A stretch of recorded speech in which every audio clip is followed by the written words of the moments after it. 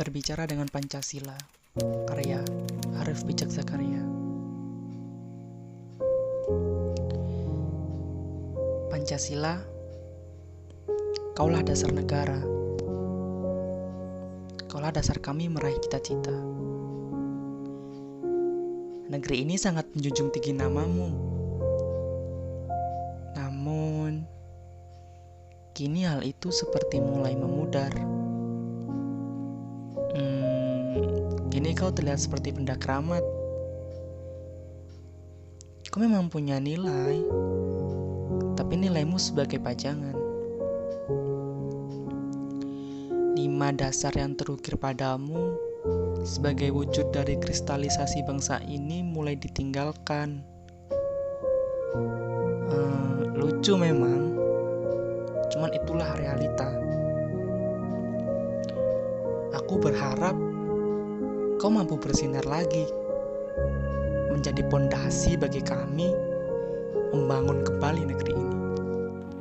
Puisi yang telah kita dengarkan tersebut menggambarkan kondisi negeri ini, di mana kekacauan terjadi dari banyak lini, mulai dari pendidikan, agama, sosial, hingga politik. Masalah-masalah di negeri ini terus muncul seakan-akan tidak memiliki fondasi hukum yang kuat. Hukum di negeri kita ini di mana yang kita ketahui bersama yaitu runcing ke bawah dan tumpul ke atas, di mana orang-orang yang bersalah selama mereka mempunyai kedudukan, harta, dan jabatan mereka akan aman, sedangkan rakyat jelata yang mereka tidak mempunyai apa-apa, mereka akan dijerat dengan pasal-pasal yang ada dengan alibi yang sedemikian rupa. Problematika negeri ini. Begitu beli implementasi Pancasila dalam dimensi sivil region pun seakan-akan kini mulai terasa sulit. Bentuk kenetralan dirimu yang tercermin dalam sila pertama seperti sulit untuk dimengerti. Terbukti dari banyaknya masalah dalam kehidupan beragam di negeri ini. Mayoritas yang menindas minoritas sudah menjadi pemerangan yang tidak asing. Pancasila berfungsi sebagai civil religion, maksudnya adalah sebuah bentuk kepercayaan dari serangkaian nilai dan praktik, yang dimana harusnya masing-masing dari tiap individu bisa saling percaya, bekerja sama karena memiliki norma-norma yang sama, terlepas dari nilai-nilai religius yang dipegangi bersama, terlepas dari keyakinan agama apapun, di mana secara individual masing-masing memiliki kebebasan untuk memilih agamanya. Akan tetapi secara kolektif semua memegang keyakinan yang disepakati bersama di dalam Pancasila sebagai dasar ideologi bangsa.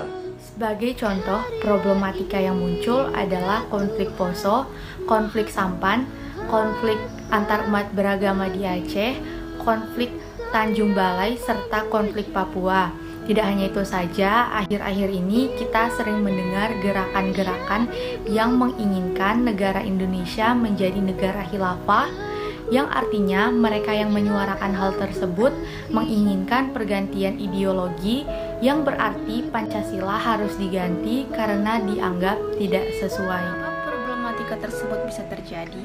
Hal tersebut bisa terjadi karena kurangnya pemahaman mengenai nilai dan pentingnya Pancasila. Kurangnya pemahaman mengenai Pancasila ini bisa menjadi hal yang berbahaya. Jika kurangnya pemahaman ini diteruskan secara terus-menerus, maka Pancasila akan benar-benar tidak terpakai sebagaimana fungsinya. Lalu bagaimana peran kita sebagai seorang pemuda untuk mempertahankan dan mengimplementasikan nilai Pancasila? Yang pertama, memiliki rasa bangga menjadi warga negara Indonesia. Yang kedua, turut menjadi bagian dari pewaris budaya. Yang ketiga, lebih mengenal budaya dari etnik lain di Indonesia. Dan yang keempat, menguatkan identitas bangsa serta mengharumkan nama bangsa melalui prestasi. Kemudian, solusi seperti apa yang bisa digunakan untuk mempertahankan dan mengimplementasikan nilai Pancasila? Yang pertama, menghayati dalam kehidupan sehari-hari filsafat Pancasila secara komprehensif dan holistik. Penghayatan ini tidak hanya dikhususkan untuk rakyat, melainkan yang terpenting dan yang terutama adalah penghayatan oleh aparatur-aparatur negara, mulai dari presiden sampai dengan pejabat desa. Yang kedua, untuk dapat mempertahankan ideologi Pancasila, maka yang terpenting adalah mengoptimalkan seluruh sistem nilai Pancasila dalam segala level kehidupan sosial masyarakat, mulai dari sistem nilai, sampai dengan kelembagaan negara. Dalam konteks tersebut, negara tidak bisa memaksakan rakyat untuk menjalankan Pancasila secara baik dan benar.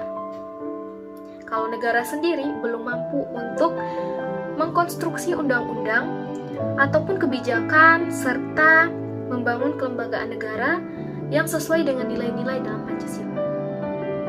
Malam itu aku menggali di dalam ingatanku, menggali di dalam ciptaku, menggali di dalam khayalku, apa yang terpendam di dalam bumi Indonesia ini, agar supaya sebagai hasil dari penggalian itu dapat dipakainya sebagai dasar daripada negara Indonesia merdeka yang akan datang.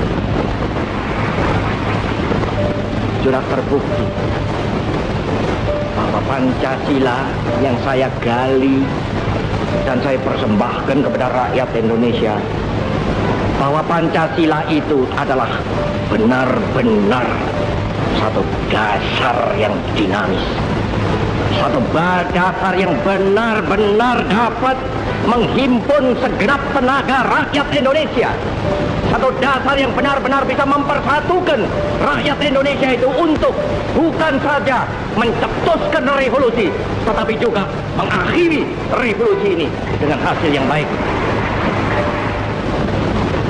Maka aku adalah sebenarnya utusan, wakil daripada revolusi Indonesia.